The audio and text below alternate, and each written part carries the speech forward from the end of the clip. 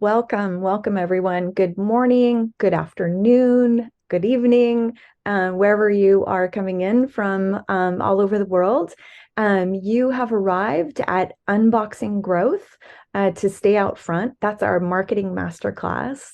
And this month, our topic is your headshot, an instant storytelling tool. And we are so excited that we have three amazing guest photographers today with us. My co-host and business partner and dear friend of 22 years is here with us. That's Janine Moss.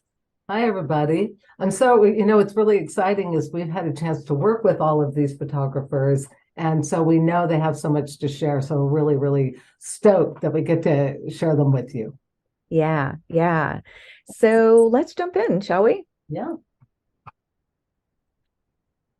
All right. So we have three amazing photographers. So excited. And we'll tell you a little bit about the fact that we have literally worked with each and every one of them on big brands like Visa and Plantronics and Logitech to personal brands for colleagues and dear friends and clients like Jennifer Kenny and Karen Clopton, and each one of them has shot us in some capacity as well. So really fortunate to have each of you here today. Lucia, will you introduce yourself, please? Absolutely. So glad to be here. I'm Lucia Keel. I'm a Santa Barbara-based portrait photographer, and I focus on empowering women who don't love being photographed or love photos of themselves and really helping them to turn that around and love themselves in photos. Yeah. Beautiful. Mark, would you like to say hello? Well, I do mostly corporate work, headshots, group shots. I work for a lot of the major corporations. I worked in Silicon Valley for probably 30 years, photographing every executive there, and board of directors and things like that. So that's basically what I do. Yeah, that's what I do. And I work both out of San Francisco and out of the East Coast as well. So thank you. Thanks for having me. Yeah, so glad you're here, Marco. And Margo. Thank you. Hi, everybody. It's such a delight to be here with you. I am Margot Duane. I am based in the San Francisco Bay Area. I'm an internationally published photographer, Time, Forbes, Rolling Stone, several books. I've been shooting for 25 years. It is my life's passion. And I specialize in personal branding for leaders, thought leaders, entrepreneurs, and people who move the needle. Ooh, great. Beautiful. Okay. We are so fortunate to have all of you here. So thank you again. We always want to just ground ourselves in who we are. So Janine and I have Outfront Solutions, and that's a marketing and branding and growth and valuation driving organization. And what you see pictured is our ikigai, which is a Japanese term for reason for being and how we show up in the world. And those concentric circles kind of show you the major areas where we touch. And I always like to direct people to what's in the center, and that is that we're always very results driven. And our clients come back to us over and over again, thankfully, and we're very purpose driven. And so we really like to hone in on, those organizations that have, and we like to propel a clear purpose. And going with them on that journey, it's really a treat. We're super focused on growth and valuation, which is pictured here. So really about attracting the right people to your organization and motivating them to whatever desired action you have. We're focused on, lowering costs and, really differentiation, and always working with technologies, the latest technologies, and doing so in a privacy compliant way. That's really values aligned for us as well. And I was going to add that, Nicole and I have been working together since the beginning of the commercial internet. So we've been using technologies for our entire careers and trying out all the new ones. And we've done a lot with AI, and we've got a lot of interesting videos about that on YouTube you can find from our website. But I just want to say that's really the tools today with technology are amazing for being able to acquire customers and generate leads and that kind of thing. So that's where we're focused. Yeah.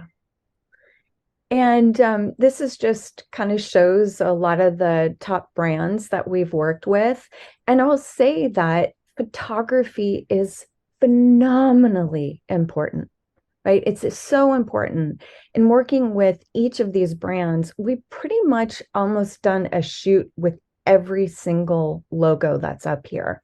And the importance of truly capturing a brand and someone's essence and, executive and personal, their executive and personal brand, it's so important. So, we literally could tell stories for days around, photo shoots with people like, Carly Fiorina and Steve Jobs back in the day to, more recently with, folks like Karen Clopton and whatnot. So, yeah.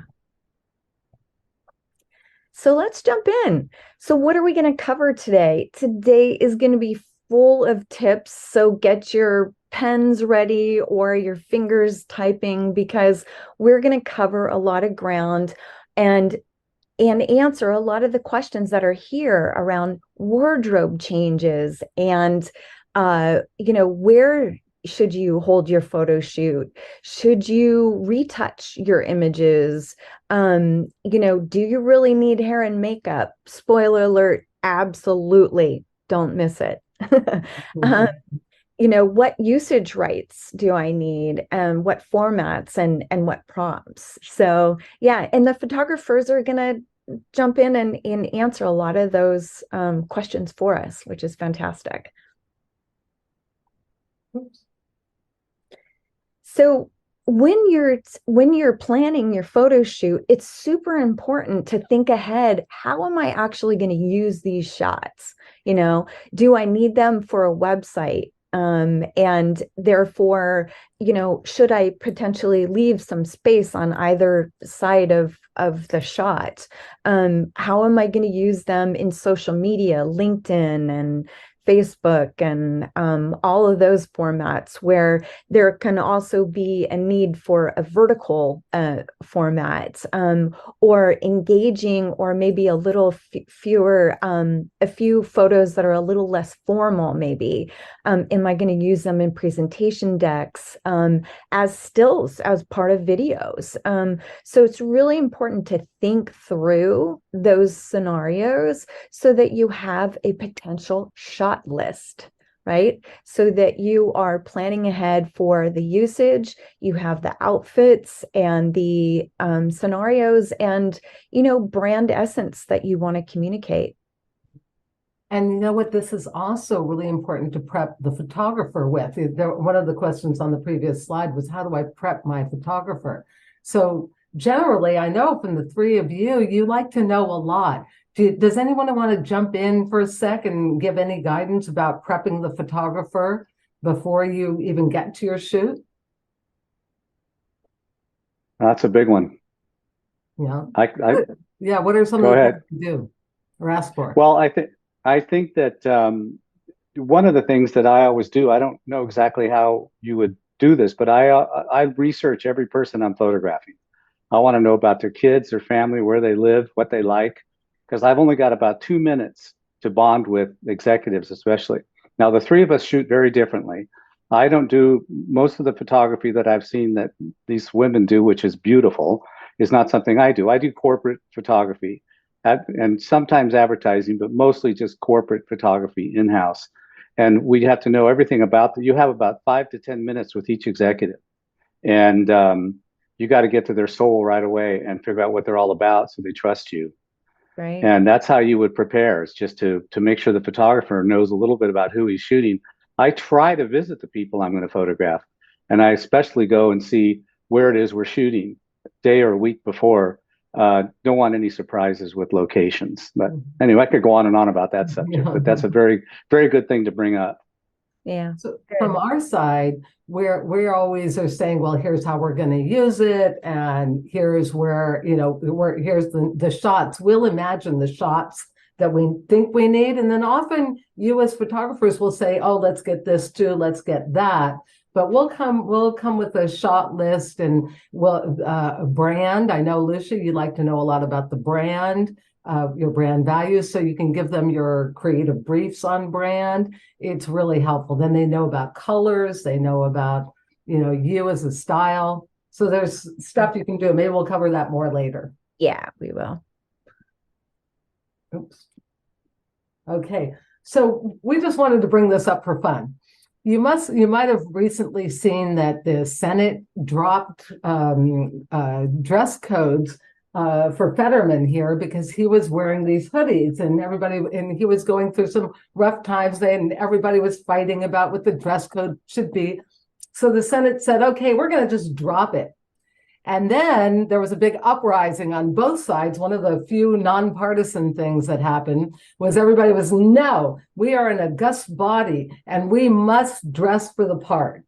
And the reason why we bring this up is because it really is important, the dressing for the part. And this, I think this photo really kind of says it all. You don't want to be looking like that when you're in a position of authority, which brings us to this slide. So Nicole and I are constantly educating ourselves on everything having to do with communications and marketing.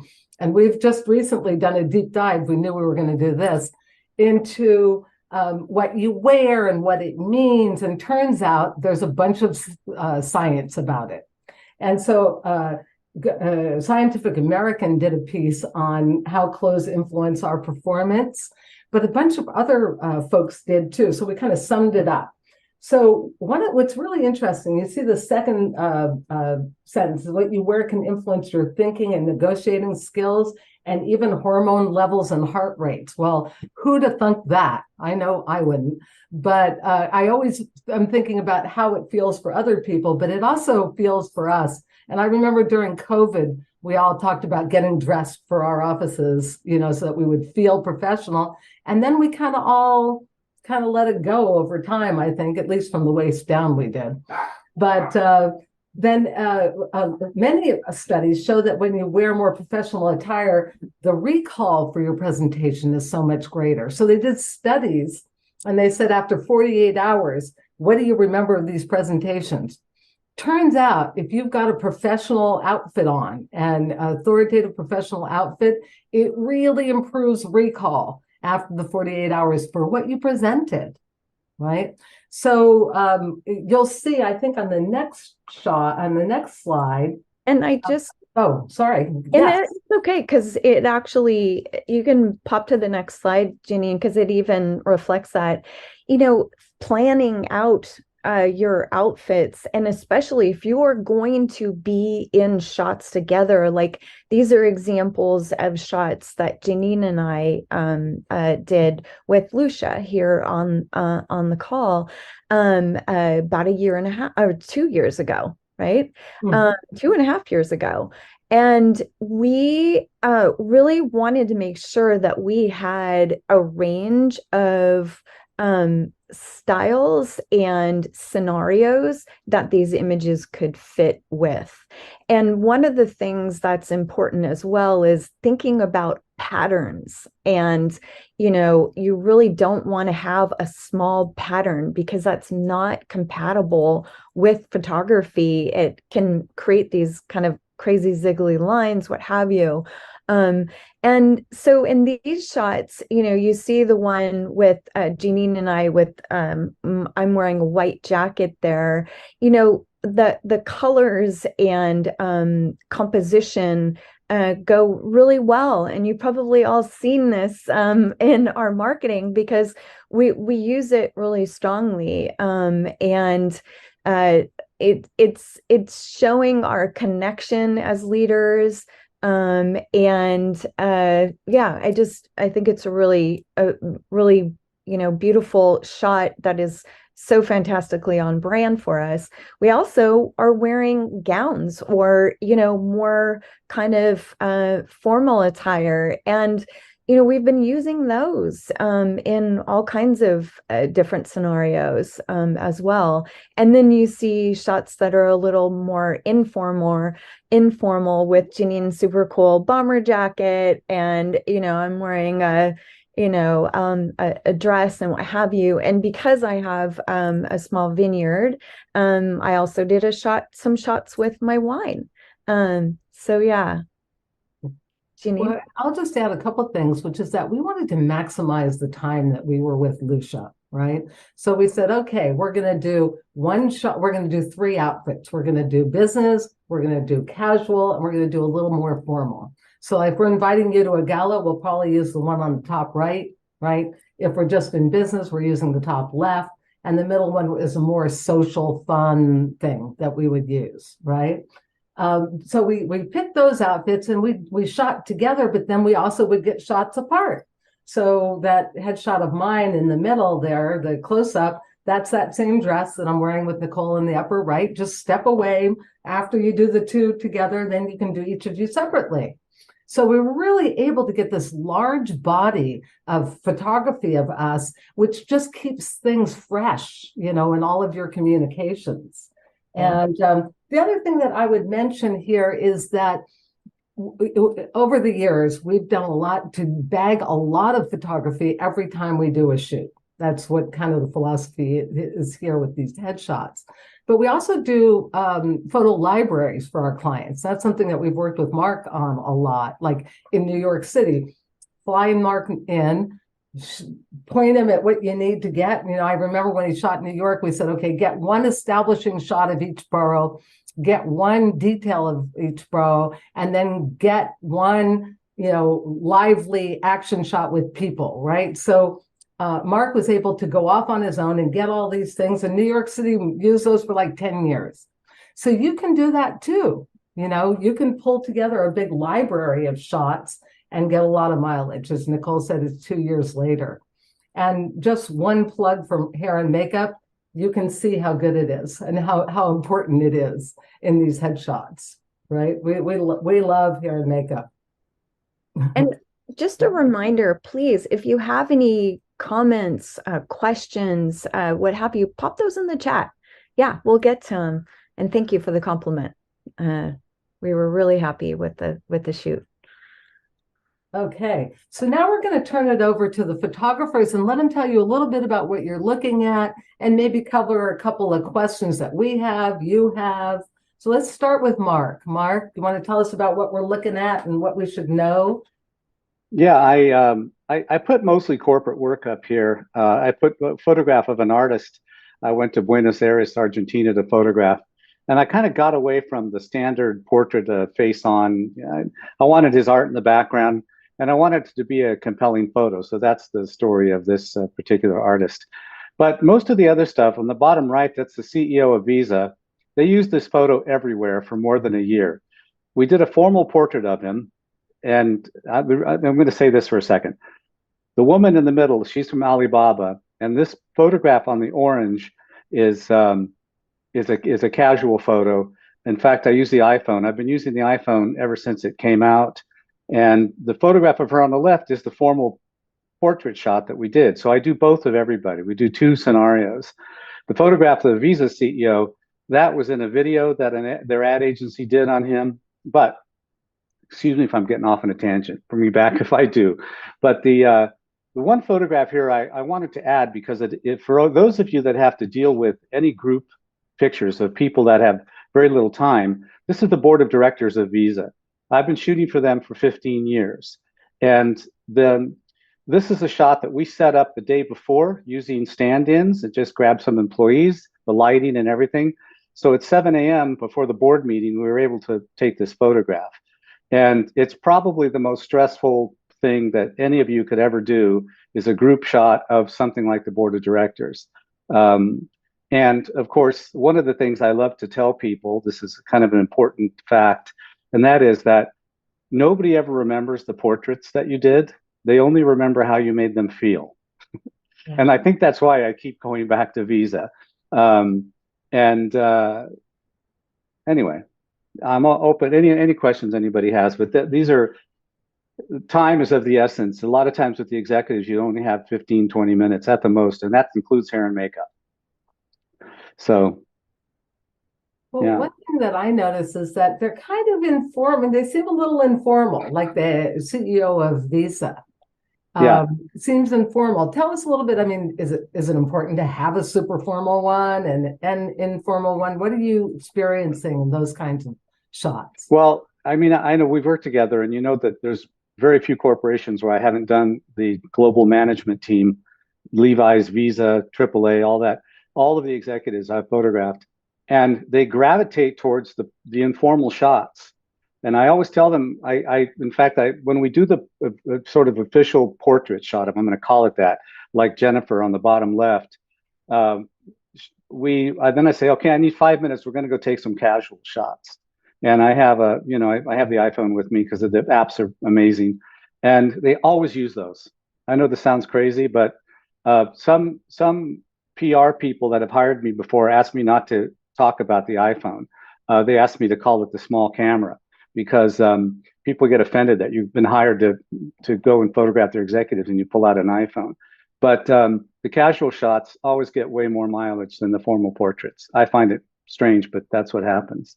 It's more honest, and the honesty. You brought up a very interesting word, and that is evaluation. I think when you do portraits and they're honest and sincere, and the executive on the bottom right from Visa, there's an honesty to that shot. People love it, and they're gravitating away from the formal backdrop, white backdrop or whatever backdrop portrait, and they're going more for the informal shot.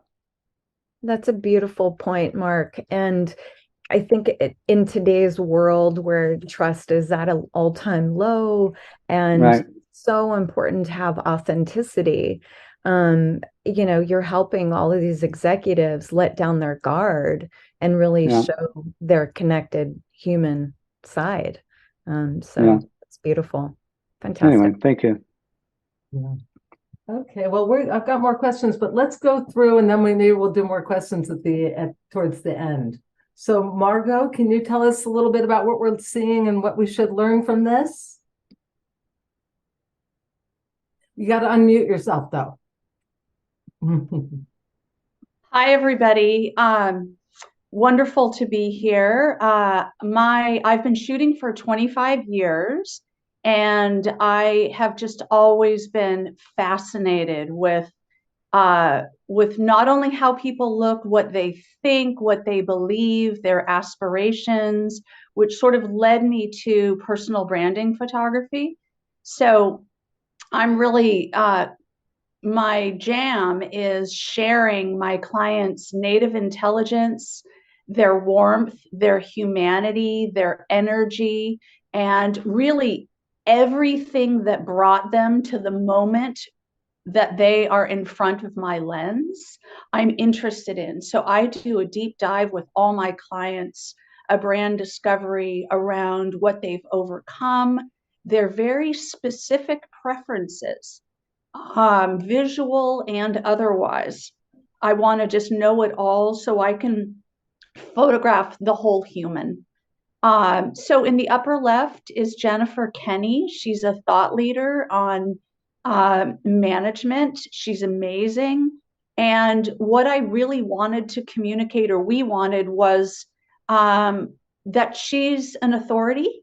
She's credible. She's brilliant. She's also very warm and very funny. And so I think we nailed it.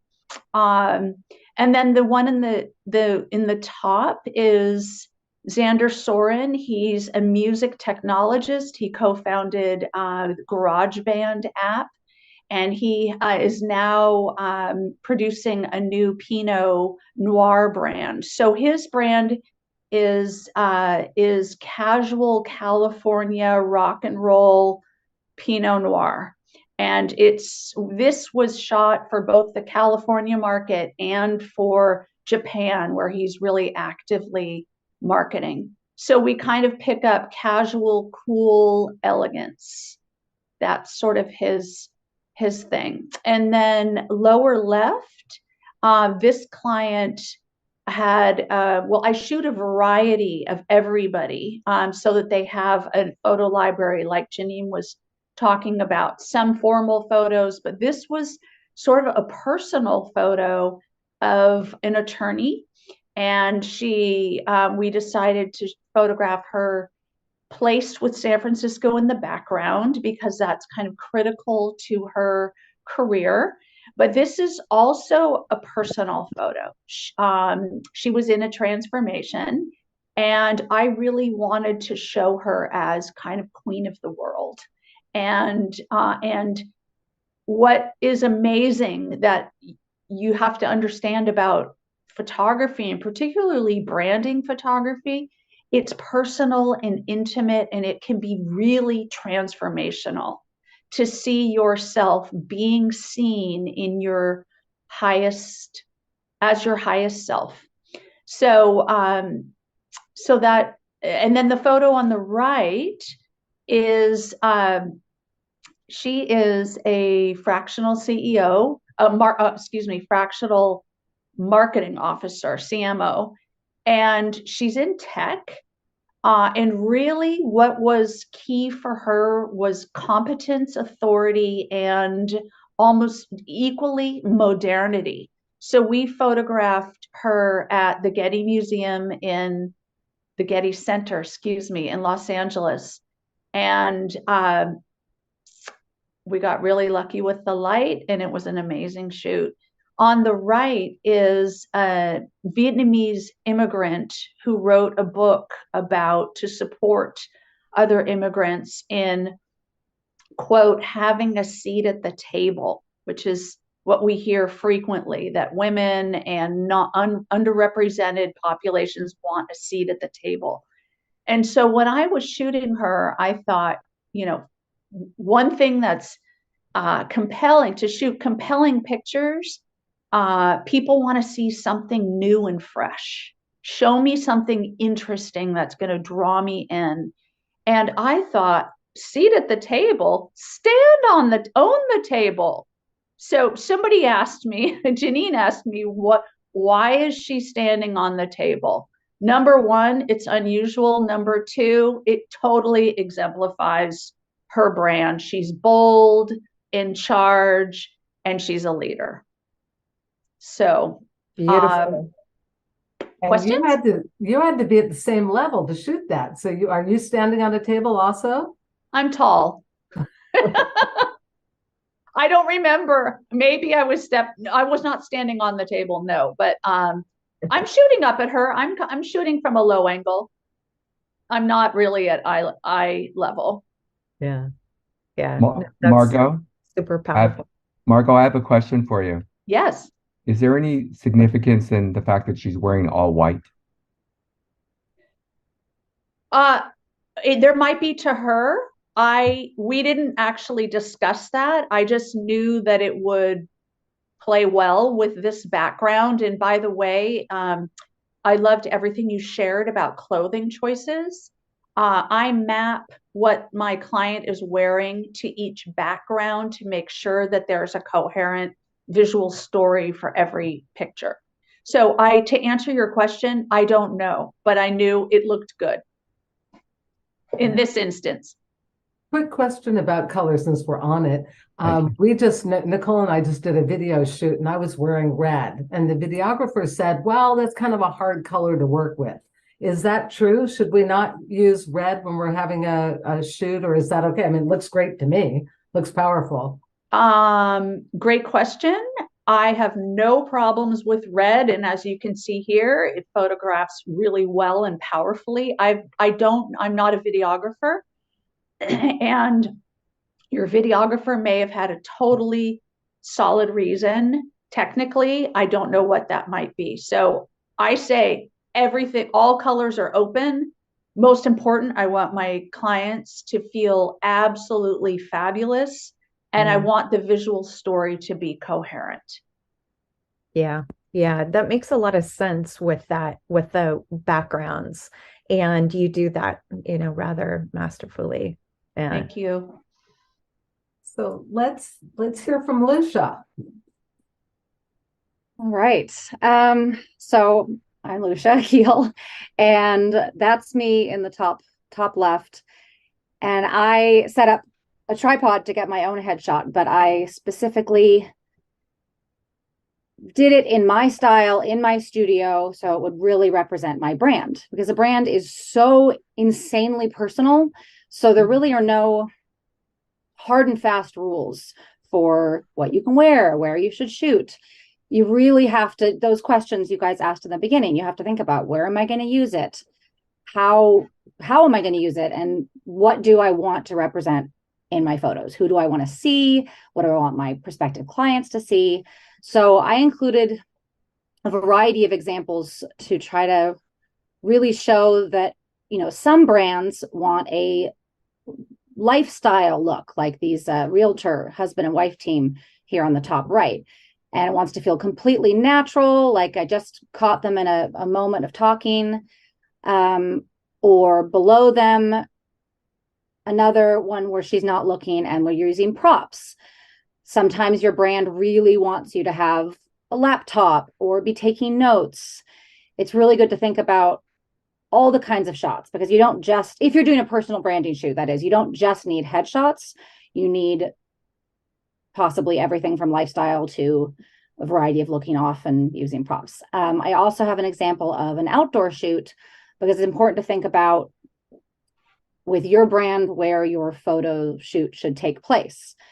Some brands really want to be outdoors and the location really matters. Some brands are a really good fit for the beach. Others definitely are not. Some want all studio. Others wouldn't, studio wouldn't make any sense. So it's just so personal. And you want to make sure you're working with a photographer that gets that and can guide you through the process of figuring out what is a good fit for your brand. If you don't know, if you're not working with somebody amazing like Janine and Nicole. So yeah. And then I even have like a more glamorous fashion style branding image, because this woman's a stylist, and a very standard headshot here. This woman in the red makes me think of also an important point is cropping your image. This image is actually a bigger image, more pulled out, and the way that it got cropped, there's a lot of headroom, and that probably wouldn't bother some people, but you want to think about when you're using your images, the cropping is really key. A bad crop can actually really take a lot of the power away from a good image.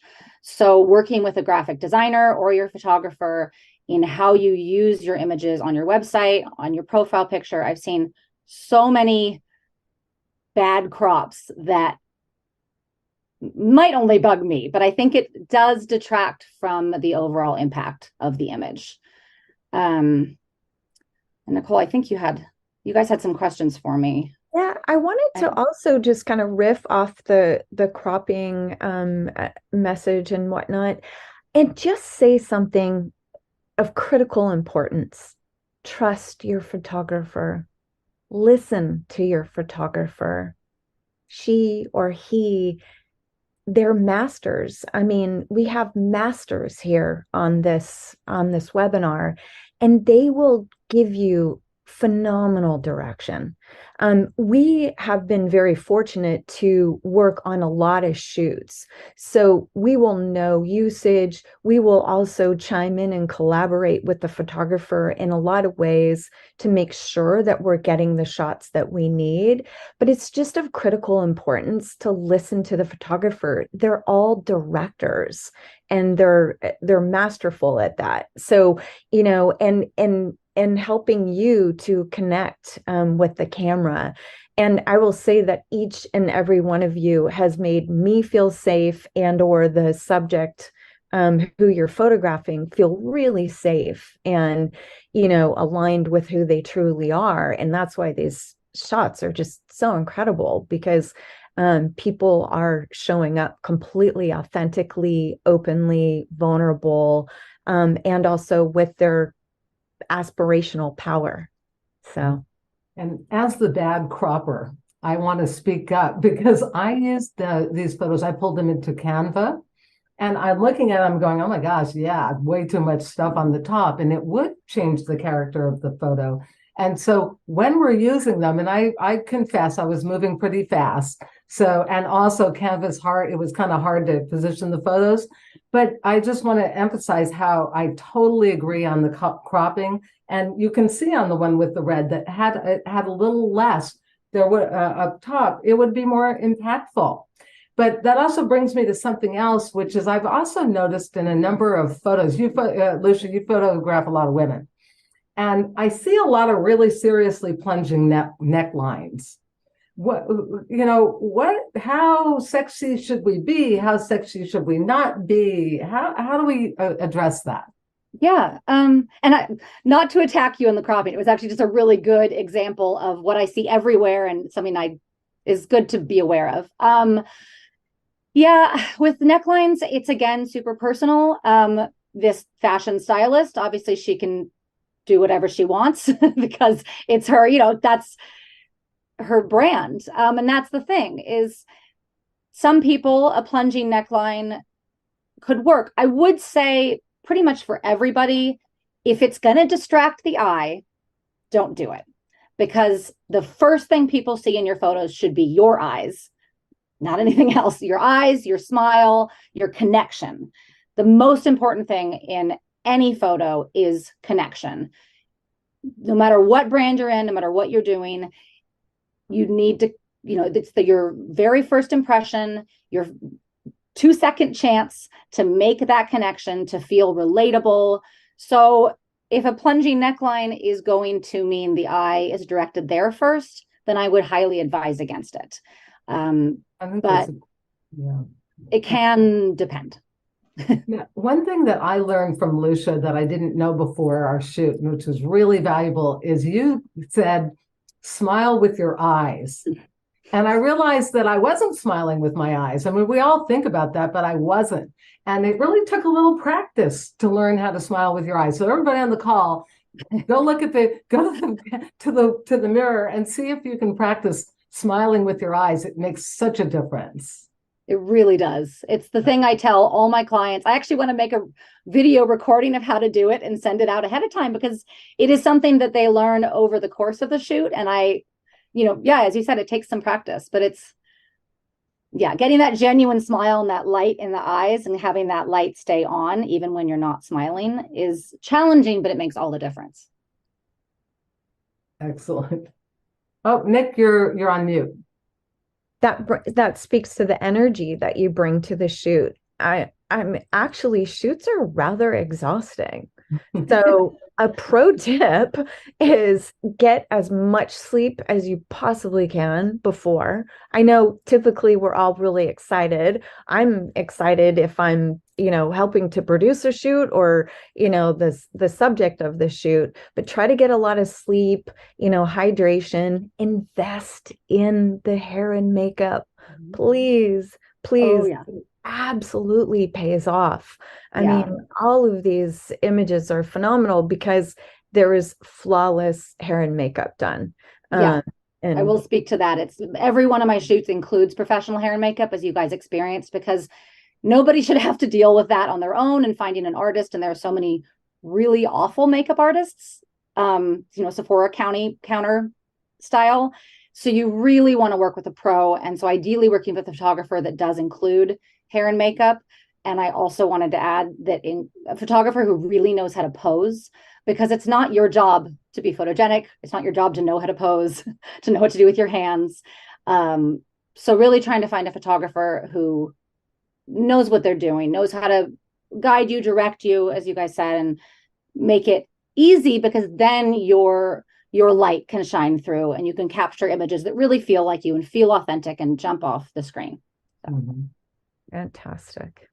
Okay, we're going to do a Q&A, so let's get there. But before we do, we just want you to know about next month's unboxing, because this is going to be a really great one. It's about customer success, which is really all that customer service stuff, everything that happens post-sale. right? And we're marketers and we're all busy filling up that funnel and converting those leads and that kind of stuff. And very few of our clients, and more though, we're encouraging to get involved after the sale happens and turn those folks into not only loyal customers, but advocates. But there's something else about customer success. It's often put in the bucket of expense. Customer service is just an expense. But in fact, there's a ton of stuff you can learn through the customer success process that is really revenue generating. So Lauren Costella, she's our guest next month. She's a customer success expert. She heads up the association. She's got tons of experience there.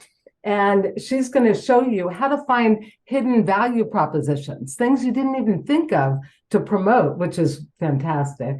And understanding where to invest, who's going to stay with you long term and who's not, right? So that you're putting your energy and resources towards the right people. And then understanding where you lose people and what you can do to fix that. So and that's just a sampling of what she'll talk about. So I highly recommend that if you can join that one, it's going to be very, very meaty.